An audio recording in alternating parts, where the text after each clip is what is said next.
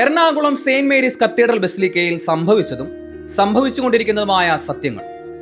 Saint Mary's cathedral basilica ഇടവാംഗങ്ങൾ എഴുതുന്നു.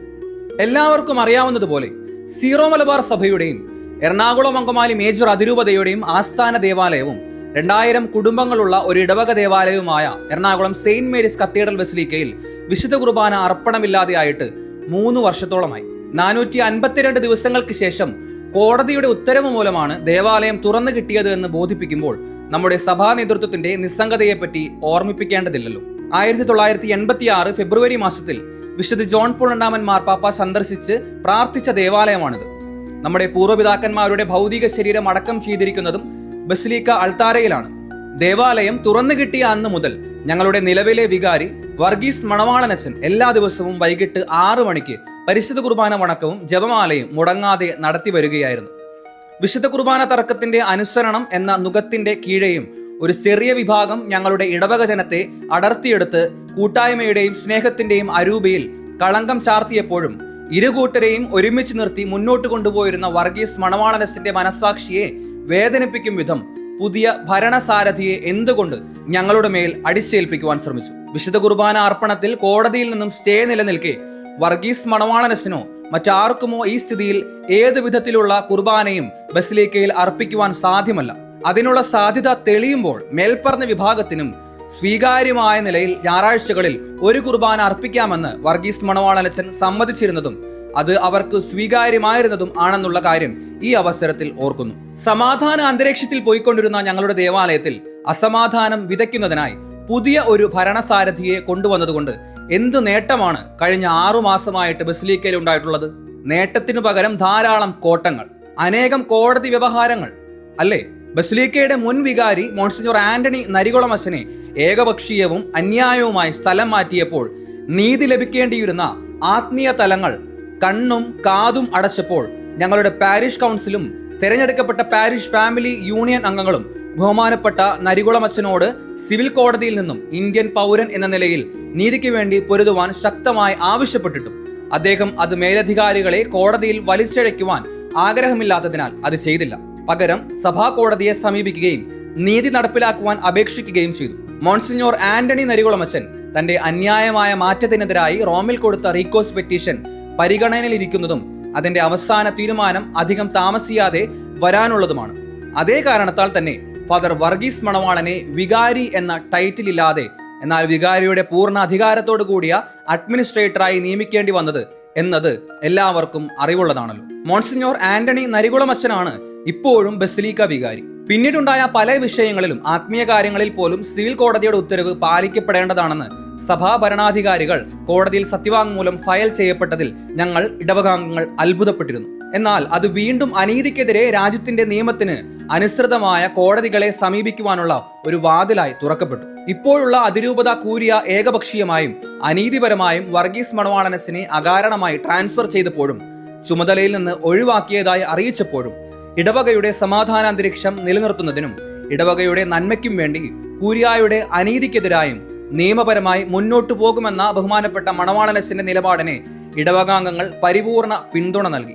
Mar Andrews താഴത്ത് നിയമിച്ച ആന്റണി പൂതുവേലി അച്ഛൻ ഞങ്ങളുടെ ഇടവകയിലെ ജനങ്ങളുടെ ഭിന്നതയുടെ മുറിവുകൾ ആഴത്തിൽ ആക്കുകയും ഒരു ചെറിയ വിഭാഗം ഇടവക ജനങ്ങൾ ഭൂരിഭാഗം വരുന്ന ഇടവകാംഗങ്ങളെ ശത്രുക്കളെ പോലെ കണക്കാക്കുന്ന വിധത്തിൽ അവരെ വിദ്വേഷത്തിൽ വളർത്തിയെടുക്കുകയും ഇടവകയുടെ ബാങ്ക് അക്കൗണ്ട് മരവിപ്പിക്കുകയും ദേവാലയത്തിനുള്ളിലും പുറത്തും കലാപം സൃഷ്ടിക്കുകയും പോലീസും മറ്റും വ്യാജ പരാതികൾ കൊടുക്കുകയും ചെയ്തിരുന്നു. വിശിഷ്യ പുരോഹിത ഗണത്തിന് ബലിയർപ്പണത്തിന് യോഗ്യമായിരുന്ന ഞങ്ങളുടെ ദേവാലയത്തിലെ വിശുദ്ധമായ ബലിവേദിയും അൾത്താരയും 2022 ഡിസംബർ 23-ാം തീയതി രാത്രിയുടെ മറവിൽ തന്റെ ഗൂഢ അക്രമി സംഘത്തെ ഉപയോഗിച്ച് പോലീസിന്റെ ഒത്താശയോടെ പൈശാചിക നടമാടലിലും പിറ്റേ ദിവസം രാവിലെ ബലിവേദി ആക്രമിച്ച് തകർക്കുകയും അച്ഛന്മാരെ കയ്യേറ്റം ചെയ്തതും ആർക്കും മറക്കാനാവില്ല. അക്രമ സംഭവങ്ങൾക്ക് നേതൃത്വം കൊടുത്തത് ഞങ്ങളുടെ ഇടവകയിലെ ചെറിയ ഗണവും മറ്റു രൂപതകളിലെ സഭാസ്നേഹികളെന്ന് സ്വയം വിശേഷിപ്പിക്കുന്ന അക്രമ പ്രവണതയുള്ള ഒരു പറ്റം ആളുകളും ചേർന്നാണ് ഈ തകർക്കലും അച്ഛന്മാരെ കയ്യേറ്റം ചെയ്യലും നടത്തിയത്. മനസാക്ഷിക്ക് അനുസൃതമായി ചിന്തിക്കുന്ന ഞങ്ങളിൽ ആരും അതിൽ പങ്കുകാരായിരുന്നില്ല. സംബന്ധിച്ചൊരു വികാരിയെ സംബന്ധിച്ച് അതാണ് എന്റെ സങ്കടം. അത് നശിപ്പിച്ചത്, അതിനെ അവഹേളിച്ചത്, അതിനെ ഡെസക്രേറ്റ് ചെയ്തത് ആരാ? സഭാ സ്നേഹികളെന്ന് വിശ്വസിക്കുന്ന കത്തോലിക്കരും. ഇത് ഏത് സ്ഥലത്തു കൊണ്ടേ കഴുകിയാൽ ഈ പാപത്തിന് മോചനം കിട്ടും. കത്തോലിക്ക ഞാൻ ഓർക്കുന്നു, ഞാൻ ഓൾട്ടർ ബോയ് ആയിരിക്കുന്ന കാലത്ത് കുർബാനയ്ക്ക് കൊടുക്കുന്ന സമയത്ത് അച്ഛൻ കുർബാനയ്ക്ക് കൊടുത്തപ്പോൾ ഒരു സ്ത്രീയുടെ കൈ തട്ടി തിരുവോസ്തി താഴെ വീണു. അന്ന് സംഭവിച്ചത് ഞാൻ ഇപ്പോഴും ഓർക്കുക. 1960കളുടെ അവസാനത്തിൽ പള്ളിയിലെ കർമ്മങ്ങളെല്ലാം നിർത്തി അച്ഛൻ തിരുവോസ്തി കുസ്തോതി കൊണ്ട് അൾത്താരയിൽ വെച്ചു.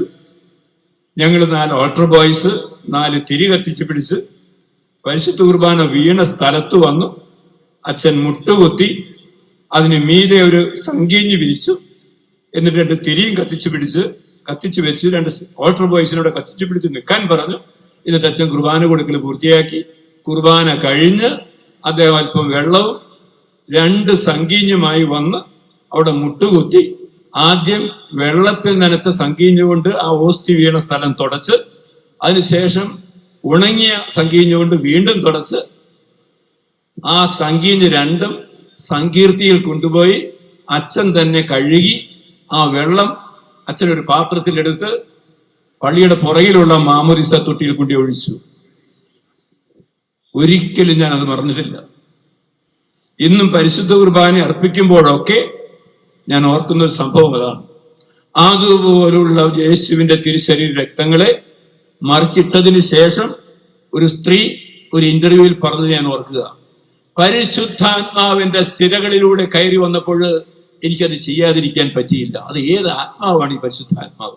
മോൺസിഞ്ഞോർ ആന്റണി നരികുളം അച്ഛനെ മാറ്റി ആന്റണി പൂതുവേലി അച്ഛനെ ഇവിടെ അഡ്മിനിസ്ട്രേറ്ററായി വെച്ചിട്ട് ഈ ഇടവകയിലുണ്ടായ കോളിളക്കത്തെ പറ്റി മേൽ വിവരിച്ചിട്ടുണ്ടല്ലോ.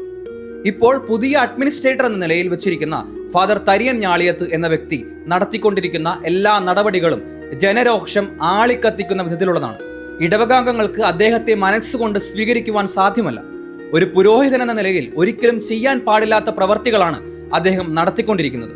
പള്ളിയുടെ കർമ്മങ്ങളിൽ സംഘർഷാവസ്ഥ സൃഷ്ടിക്കുക, പള്ളിയുടെ സുരക്ഷിതത്തിനായി വെച്ചിരിക്കുന്ന CCTV ക്യാമറകൾ നശിപ്പിക്കുക, അവസാനം പൂട്ടിയിട്ടിരിക്കുന്ന പള്ളിയുടെ ഓഫീസ് മുറിയുടെ താഴെ അറുത്തുമാറ്റി പള്ളിയുടെ റെക്കോർഡുകൾ മാറ്റുവാൻ ശ്രമിച്ചത്, കുട്ടികളുടെ ഇന്റൻസീവ് ബൈബിൾ കോഴ്സ് മുടക്കാൻ ശ്രമിച്ചത്, പള്ളിയിലെ ജോലിക്കാരെയും ഇടവക അംഗങ്ങളെയും അസഭ്യം പറയുന്നത്, അന്യായമായി പോലീസിനെ വിളിച്ച് പള്ളിയുടെ അനുബന്ധ മരാമത്ത് പണികൾ നിർത്തിവെപ്പിക്കുക, വൈദികരെ ചീത്ത പറയുകയും വെല്ലുവിളിച്ച് ഭീഷണിപ്പെടുത്തുന്നവരെയും കൂട്ടി അദ്ദേഹം താമസിക്കുന്ന ഗസ്റ്റ് റൂമിൽ ഗൂഢാലോചന നടത്തുക തുടങ്ങിയ അനേകം കാര്യങ്ങൾ ഇടവകാംഗങ്ങളെ വിഘടിപ്പിക്കുകയും ദ്രോഹിക്കുകയും ചെയ്തുകൊണ്ടിരിക്കുകയാണ്.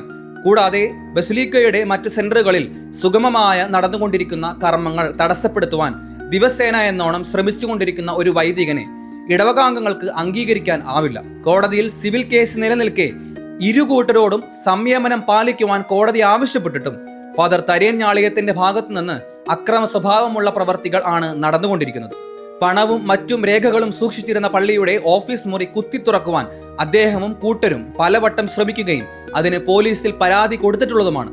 പള്ളിയുടെ ബാങ്ക് അക്കൗണ്ട് മരവിപ്പിക്കുകയും ജീവനക്കാരുടെ ശമ്പളം, GST അടയ്ക്കാനുള്ളത്, ഇലക്ട്രിസിറ്റി ബിൽ, വാട്ടർ ബിൽ, പള്ളിയിലെയും വാടക കെട്ടിടങ്ങളിലെയും മരാമത്ത് പണികൾ എന്നീ അനുദിന ധന ആവശ്യങ്ങൾ എന്നിവയ്ക്കും വിഘനം വരുത്തുകയും ചെയ്തു. ബസിലിക്കയിലെ 2 അസിസ്റ്റന്റ് വികാരിമാരായ 2 വൈദികരെ നിയമിച്ച് 40 ദിവസത്തിനകം ഒരു കാരണവുമില്ലാതെ സ്ഥലം മാറ്റി പകരം ആരെയും വെക്കുവാൻ അനുവദിക്കാതെ വർഗീസ് മണവാളനസിനെ തളർത്തുവാൻ ശ്രമിച്ചുകൊണ്ടിരിക്കുന്നു. തെരഞ്ഞെടുക്കപ്പെട്ട കൈക്കാരന്മാരെ മാറ്റി ഇടവക ജനത്തിന് സ്വീകാര്യമല്ലാത്തവരും ഇന്നേ വരെ പള്ളിയുമായി ചേർന്ന് പ്രവർത്തിക്കാത്തവരുമായ 2 പുതിയ കൈക്കാരന്മാരെ സ്വാർത്ഥ താല്പര്യങ്ങൾക്കായി കൂരിയ നിയമിച്ചിരിക്കുന്നു. വിശുദ്ധ കുർബാന ഒഴികെ മറ്റെല്ലാ കാര്യങ്ങൾക്കും സ്റ്റാറ്റസ് കോ നിലനിൽക്കുന്ന ഈ പള്ളിയിൽ ഇത്രയധികം പ്രക്ഷോഭങ്ങൾ നടത്തുന്ന ഫാദർ തരിയൻ ഞാളിയത്തും അദ്ദേഹത്തെ നയിച്ച നേതൃത്വവും ഇതെല്ലാം ചെയ്തു കൂട്ടിയിരിക്കുന്നത് ദൈവിക നിയമങ്ങൾക്കും ദേശീയ ചട്ടങ്ങൾക്കും വിരുദ്ധമാണ്. കഴിഞ്ഞ കുറച്ചു ദിവസങ്ങൾക്ക് മുൻപ് മനോവേദനയും ദുഃഖവും ഉളവാക്കിയ പോലീസിന്റെ നടപടിയെ തുടർന്ന് നമ്മുടെ വൈദികരെ അരമനയിൽ നിന്നും മർദ്ദിച്ച് വലിച്ചിഴച്ച് ബസിലിക്ക കോമ്പൗണ്ടിൽ കൊണ്ടിട്ട പ്രവൃത്തി ലോകം മുഴുവൻ കണ്ടതാണ്.